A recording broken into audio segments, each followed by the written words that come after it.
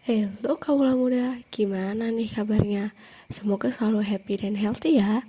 Jangan lupa tetap melaksanakan protokol kesehatan biar segera bebas dari pandemi.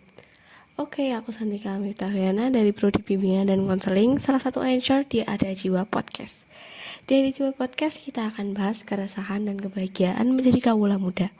Dan kali ini tema kita sangat menarik, yakni tentang gimana sih cara upgrade skill kita buat masa depannya lebih baik. Awal muda sadar nggak sekarang perkembangan globalisasi dan teknologi itu semakin cepat menuntut manusia untuk selalu update. Ya gimana iya kalau nggak buka sosmed sehari aja tuh kayaknya udah banyak banget info yang dilewatin. Apalagi kalau kita tuh tipe orangnya yang ogah-ogahan buat gali hal-hal yang baru. Ya udah deh, kita akan terus tergerus majunya teknologi. Dulu pekerjaan yang menjanjikan kayak dokter, polisi, tentara kan jadi favorit nih buat anak-anak 90-an. Namun sekarang tuh udah muncul banyak pekerjaan baru yang lebih menjanjikan karena perkembangan zaman itu tadi. Contohnya kayak content creator, trader, social media analis, dan juga yang paling ngetren nih sekarang, YouTuber. Kelihatannya sih sepele ya, tapi kalau ditekuni, wah gajinya nggak kalah tuh sama profesi 3 di atas. Terus gimana nih kaula muda semua menyikapi majunya zaman ini? Apakah masih memilih profesi yang disenengin mama papa kayak polisi, dokter, guru, atau mau coba keluar dari zona nyaman dengan coba berbagai pekerjaan baru? Sebenarnya sih semua pekerjaan yang ada itu sah-sah saja asal halal ya. Tapi kan kita sebagai manusia itu harus terus berproses mengikuti kemajuan zaman. Salah satu cara yang biar bisa kita lancar berproses yakni dengan meningkatkan soft skill dan hard skill kita biar makin diperhitungkan tuh di lingkungan kerja. Kaula muda udah pada tahu belum nih, soft skill sama hard skill beda loh ternyata. Kalau hard skill kan pasti udah pada jelas apa ya, soalnya kan familiar banget udah dijelasin juga di sekolah. Tapi gimana dengan soft skill? Udah ada yang tahu belum nih? Ya udah aku kasih tahu ya, apa itu soft skill. Soft skill adalah kemampuan komunikasi, karakteristik seseorang, kecerdasan sosial yang melekat, serta kemampuan beradaptasi dengan baik di dalam kehidupan maupun dunia kerja. Keahlian ini menunjukkan bagaimana seseorang dapat berinteraksi dan bersosialisasi dengan orang lain di dalam dunia kerja. Gak kayak hard skill nih yang dipelajari dan juga dilatih. Kemampuan ini lebih mengarah pada emosi dan wawasan dalam memperlakukan orang lain. Contoh kemampuan soft skill yang paling sering dipakai dalam kehidupan sehari-hari itu kayak public speaking, storytelling, negosiasi, presentasi, problem solving, kepemimpinan, adaptasi, etika kerja, dan manajemen waktu. Sama seperti halnya hard skill, keahlian atau soft skill ini juga dapat kita tingkatkan dengan baik secara rutin. Emang apa aja sih manfaat soft skill bagi masa depan kita? Ternyata ada beberapa loh manfaat soft skill bagi masa depan. Yang pertama itu, kerja membutuhkan interaksi. Jelas banget, sebagai makhluk sosial, tentu saja kita tidak bisa bekerja seorang diri.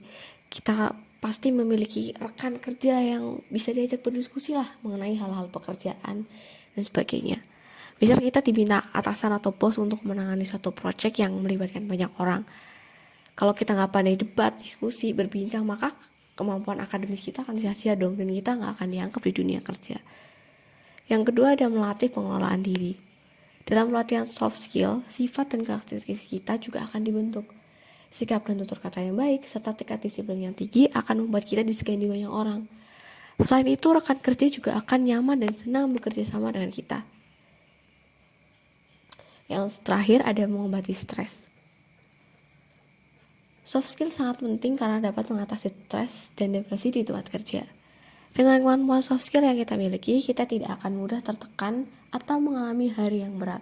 Contohnya ketika memiliki teman baru di kantor yang struggling nih sama pekerjaan baru, jadi kita bisa kasih dukungan dan motivasi sama mereka.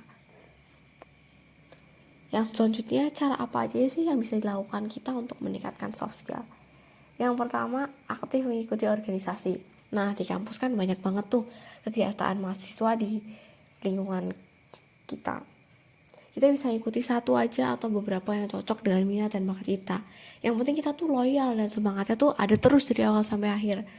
Enggak kayak sambal, cuma awalnya doang yang senang, di akhirnya pada keluar. Dari organisasi ini kita dapat mempelajari banyak hal yang misalnya bagaimana cara berinteraksi dengan orang lain, cara bekerja sama tim, menghargai dan menyatukan pendapat, mendapatkan transaksi dan koneksi, serta masih banyak yang lain.